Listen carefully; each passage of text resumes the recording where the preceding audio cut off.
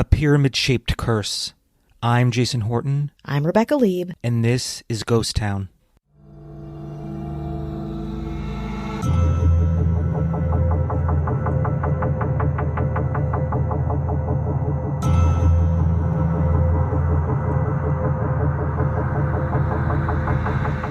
It was the most bizarre thing. All of a sudden, we plummeted 8,000 feet below the Earth's surface. And then there were these talking camels, and kings, and queens. The elevator didn't go up or down, but sideways, like that. And then I said, Bill, look, those people, they're floating. And then there was this light, you know? And you could see it all the way from outer space. It's different on the inside, too. Luxor, get into it. This week I stayed in the Luxor Hotel for the first time since I was 10. Honestly, I didn't throw up after seeing Body Worlds, but not much else had changed. So why did I stay there when I had a lot of other options when spending the night in Vegas? Because the Luxor is known as one of the most haunted and deadliest hotels in Las Vegas. For a debaucherous tiny city that has anywhere from 17,000 to 22,000 deaths per year, it was 22,049 in 2020, just to give you a frame of reference. That's a pretty strong label. Today, we're talking about the curse of the Luxor in Las Vegas, Nevada. The Luxor Hotel and Casino was opened in 1993 and is 120,000 square feet, 30 stories of Egyptian paraphernalia, hospitality, and entertainment draws. While it only has 2,000 slot machines and 87 table games, not that much compared to other hotels, its draw is its architecture. It was named after the lost city of Luxor in Egypt, a 3,400-year-old royal city that was built by Pharaoh Amenhotep III. Don't know this lost Egyptian city off the top of your head? Let me refresh your memory. The Nile River runs through it, and it's where the necropolis and the Valley of the Kings, the famous graves of pharaohs, were constructed. So, no pressure, Las Vegas Luxor. The hotel was in a bad place way before its opening. Construction wasn't completed by the time the hotel was taking guests. As a result, some guests stayed in rooms that weren't entirely finished. But honestly, nobody really cared. Everyone was really pumped about the Luxor. The Hotel Casino was the creation of Circus Enterprises, an example of the short-lived, family-friendly era of Vegas, intended to be fun for kids as much as it was for adults. The hotel itself, which, when you approach it, it's this giant, dark pyramid, is actually the third largest pyramid in the world, right behind the pyramids at Giza. Constructed under the name Project X, the hotel officially opened at 4 a.m. on October 15, 1993, to a crowd of 10,000 people. It cost $290 billion to make, and the pyramid specifically cost $375 million to build. It was the tallest building on the Strip at the time and contained 2,500 rooms. I stayed in one of these rooms, and let me tell you, while my view was amazing, pretty much nothing had changed or had been updated since 1993. We'll put some pictures of my Lux suite up, and you can take a look for yourselves. At the time, though, it was a sensation. The pyramid was awesome, and there's these large Egyptian sculptures everywhere, including a giant sphinx that was out front, and there's still one that sits in the atrium. It's weird, though, looking at it from a modern lens. People didn't quite do their research on the historical correctness or scale of these statues. Surprised? There are also these Willy Wonka-style elevators called inclinators due to how they follow the hotel's slanted shape at a 39-degree angle, which didn't initially work correctly. Not long after opening, the building itself was literally sinking into a soft spot, which was highly uncommon for the typical hard desert floor. Back at its opening, there was even more Egyptian intrigue. The resort featured the Nile River Tour, which was a river ride that carried guests to different parts of the pyramid and passed by pieces of ancient artwork that encircled the casino. I vaguely remember this as being awesome as a kid, but the river tour was removed 3 years after the hotel's opening for whatever reason. There was, and I'm not sure if it's still in operation, the Luxor Sky Beam. At the Luxor's opening, it was the strongest beam of light in the world, using curved mirrors to collect the light from 39 xenon lamps and focus them into one intense narrow beam from the top of the pyramid. On a clear night, the sky beam was visible up to 275 miles away, and I'm sure you've seen pictures of it. It looks insane. It's like something out of a sci-fi movie that you can stay in. Las Vegas in the 90s. The hotel also had King Tut's tomb and museum, a near-exact replica of King Tutankhamun's tomb like it was found in the Valley of the Kings in Egypt. The replica tomb was closed in June 2008, and its recreated artifacts were donated to the Las Vegas Natural History Museum. It was that good. So good that, again, they're still at the Las Vegas Natural History Museum, a real natural history museum. That's just kind of how this city rolls, and I love it. In other news of things I don't love, the rush job of building the Luxor was the first in a long line of the hotel's fatalities. During the hotel's construction, at least 2 construction workers reportedly died. Reportedly, I say that because it's believed that their deaths were covered up to protect the resort's reputation, especially in these early days. Some local sources suggest that as many as 7 workers died during the building of the Luxor. Just looking at it, the angles, the scale, I'd imagine construction would be extremely dangerous. According to VegasGhosts.com, it is the most treacherous construction process in the history of the Strip. In 1996, the hotel went through a $240 million expansion that included an IMAX, some more towers, and a cool 2,000 more hotel rooms. It was in September of this year that a woman jumped from the 26th story of the hotel, falling to her death. Her head injuries were so severe that she could not be readily identified, and she had no ID. The woman landed by the old buffet's entrance, which shortly after her death was completely and thoroughly cleared out and converted into a food court. Nobody knows why this woman jumped, and that's part of the mystery. There have been at least a few other falls, too, such as a man falling to his death from the 10th floor around that same time. In 1998, the hotel got another $675 million more for renovations, and in July 2007, the owners, MGM Resorts International, gave the place another facelift, removing much of the Egyptian architecture and themes and replacing it with a more modern look. During this time, there was a bombing. In May 2007, in the Luxor parking garage, a coffee cup was left atop a car of a 24-year-old Luxor food court employee. When the employee went to remove the cup, it exploded. A homemade explosive device was inside the cup. The employee died from shrapnel inside the bomb. 2 men were later convicted of creating and placing the bomb, but they didn't know the victim. There was also no apparent motive as to why they made or left the bomb in the first place.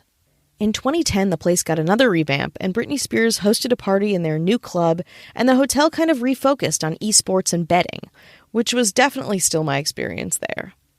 Also that year, a former University of Nevada Las Vegas football player, Demario Reynolds, got into an altercation with Jason Sindelar, a mixed martial arts fighter. According to the police, the 2 men were friends, and during a party, Sindelar and his girlfriend fought in one of the suites. Reynolds intervened. He asked the MMA fighter to please leave the party. Witnesses reported that Sindelar was highly drunk and very angry. The fighter then attempted to grab his girlfriend by the throat and hit her. Reynolds tried to restrain Sindelar in a, quote, bear hug on the bathroom floor, per one witness. After Reynolds finally let him go, things calmed down. Sindelar left the suite, but soon returned, lunging at Reynolds and proceeded to strike him in the chest and head. The fight was broken up again, and Reynolds was taken to the Desert Springs Hospital, but it was too late. Demario Reynolds died from his injuries in the hospital. Then there are Luxor's inclinators, those weird diagonal elevators. I used them a couple of times during my stay, and they do not feel safe. Because they're not. In 2012, an airman from Nellis Air Force Base got into a fight with a colleague in the first-floor lobby of the Luxor's West Tower. The friend pushed the airman against the elevator door, which was then inexplicably opened, despite no elevator compartment being inside. The airman fell 25 feet down the empty shaft to the basement level. He was taken to the hospital in critical condition. In 6 years since the fall, there seemed to be no clear updates about his condition, what's happening with him, other than some sources saying that he later died from his injuries. Also in 2012, big year for the Luxor, the resort had a Legionella bacterial contamination in their water. Legionella in the water can cause Legionnaire's disease, which is a severe lung inflammation. Think pneumonia from hell. The hotel acted immediately and appropriately by superheating and chlorinating the water system to kill the water-dwelling bacteria, but 3 guests got critically sick of Legionnaires, and one of them died. Weirdly enough, again, as tragic as this is, after the first 2 cases of Legionnaires were discovered, the Luxor's water was tested, but no bacteria showed up on that test. This testing discrepancy likely allowed the bacteria to go undetected for long enough to later contaminate and kill the third guest. For a hotel and casino that's relatively young for Vegas, since its inception, the Luxor has had a significantly high number of murders, suicides, and unexplained deaths. The frequency and strangeness of these incidents has people thinking that maybe the Luxor is cursed. It could be cursed from renovations, profiting off of another culture, or maybe not paying attention to the details of said culture. And that, honestly, coming off of a night that I did not sleep very well, I can wrap my head around it. I can believe it. So let's take a break, and after that, we can talk about ghostly hauntings and this insidious curse. It looks like fall is already here. People are headed back to school and the office. For me, I'm looking forward to the spooky season, and as usual, playing Best Fiends. Best Fiends is my go-to when I need a break from researching true crime and the paranormal. Best Fiends is that perfect travel companion for that much-needed break. You can take Best Fiends with you everywhere, and it doesn't require Wi-Fi, so no excuses. Collect more of your favorite cute characters as you try to defeat one more challenging level. I've personally made it past level 700, and Best Fiends has over 5,000 levels, so the fun is endless. It's the gift that keeps on giving. Every time you play, there's always something new to experience. Make the most of your downtime, and spend some time with Best Fiends. Download Best Fiends free on the Apple App Store or Google Play for free today. That's friends without the R, Best Fiends. Hi, hello, how are you doing? Hello. We hope you are well. We want to say thank you for listening. Thank you for supporting the podcast. Thank you to our patrons and to our government. The mayors, Ashley Matson. Hello. David Bull. Hello. Joshua Lambert. Hello. Dara Rosenzweig. Hello. And James Harrington. Hello. And our fearless leader, sitting in her ghost town mansion, paid for by the taxpayers, Avian Noble. Hello. So if you want early access with no chit-chat or ads, bonus episodes, go to patreon.com/ghosttownpod. I'm a guest on the new episode of the podcast Too Scary Didn't Watch. They talk about horror movies, and we talk about the movie The Poughkeepsie Tapes, mostly because I used to live in Poughkeepsie. It is a really disturbing movie. So check it out if you dare. Too Scary Didn't Watch, wherever you get podcasts, or go to tooscarydidn'twatch.com. All right, let's get back into it. So the Luxor, this shit show of a hotel, has a very tragic history, which means a lot of good stories and a lot of good ghost stories.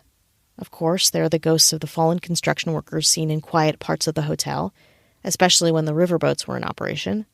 The woman I mentioned earlier who jumped to her death is believed to haunt the 26th floor and manifests by flowing on the backs of people walking around the floor. So flowing is a word that they used. I assume it just means feeling something undead crawling down your back. I don't know. Then just 8 stories above the room that I stayed in is room 30018. According to guests and employees, the room features a metallic noise that clangs like clockwork every morning at 8:30 a.m.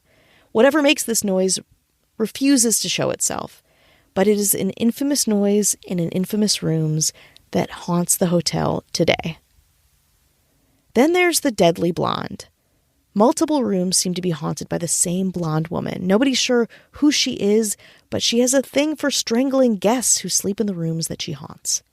Numerous visitors have reported having a dream about a blonde woman and wake up feeling hands around their necks, and they're unable to breathe and they panic, and yet when they turn the lights and get out of bed, nobody is in their room. Some hotel guests may not see the Luxor blonde, but they do wake up finding it hard to breathe, sweating profusely. People have heart trouble and report experiencing intense chest pains, especially in the rooms with the Luxor blonde. A lot of rooms not affiliated with this ghost hear fists hammering against the door in the middle of the night, and then when they go to see who's there, there's nothing. Here's a TripAdvisor review from January 2013 from My N On Show. It'll give you a little bit of a sense of what I'm talking about. The review goes, back in January, my son and daughter-in-law stayed at the Luxor. When she first walked into the room, she said she felt strange. She and my son left to do a little gambling. When she returned to the room without my son, she noticed that the cable wires were pulled out from behind the dresser. She wasn't sure if it was like that when they first arrived, so she just ignored it. She showered and went to bed. But just as she was falling asleep, she heard banging on her door. She quickly got up because she thought my son had lost his room key and wanted her to open the door. But when she opened the door, nobody was there, not even in the hallway. She called me at home to see what she should do. I advised her to call the front desk and let them know what was going on. We were a little worried that there might be some intruder lurking in the hallways or something. She called the front desk and immediately went downstairs to see about changing rooms. When she told the front desk clerk what was going on, he gave her a strange look. He immediately upgraded them to a suite. She didn't want to return to the room by herself, so he escorted her to the room. My son was in another casino while all of this was going on. When they arrived at their room, he told her that there was no way anyone could have just pulled out the TV cords like that, and that he had a strange feeling when he entered. He also told her that he never puts a guest in the room that they were staying in. He did indicate that there was a strange, eerie thing going on in this particular room. Even as they were in the room, they heard strange noises and pounding on the walls and door. He apologized for the inconvenience.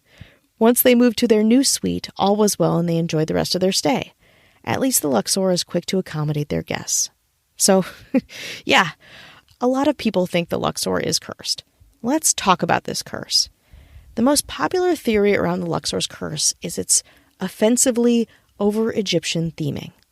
So like I said before, especially when it was first opening, the Luxor was famed for its Egyptian flourishes and sculptures and architecture.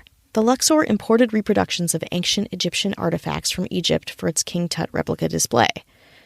They were made painstakingly well and loyal to the methods and materials used, just like those in ancient Egypt. Unfortunately, this craftsmanship didn't quite extend to the rest of the property, and a lot of people think that the Luxor has been cursed for being shitty to Egyptian belief and tradition. For example, the Luxor only has one sphinx. Traditionally, having two sphinxes is essential to protect the pyramid. You might think, well, what about the pyramid at Giza? There was two at one point, and this is essential to the belief system around sphinx and the architecture around tombs and pyramids. So one sphinx at the Luxor, not a good idea. Also, people question the shape of the pyramid. So pyramids in ancient Egypt are supposed to have an eye or the shape of an eye on top of the pyramid to be protective, to kind of tap into its energy and mysticism. Well, the Luxor pyramid does not have an eye on top. Because of this, the Luxor pyramid is supposed to have a dark energy and perhaps is cursed because of it. I mean, does anyone have another billion? That seems like an easy fix. And then just looking at the broader picture, the Luxor is a hotel modeled after a tomb. That can't be good. A less popular theory has to do with Vegas itself. The Luxor now sits on what was once the site of a popular burial ground for mobsters' victims. Not good for superstition, obviously, and probably not good for existing mobsters or organized crime in Vegas. Obviously, the Luxor is still in operation. You can go stay there like I did, grab a room for $100 or something on the off day, go see Carrot Top. I actually slept pretty well there, so I recommend the beds. But if you do go there and sleep there, I hope you only dream of brunettes and redheads for your own safety.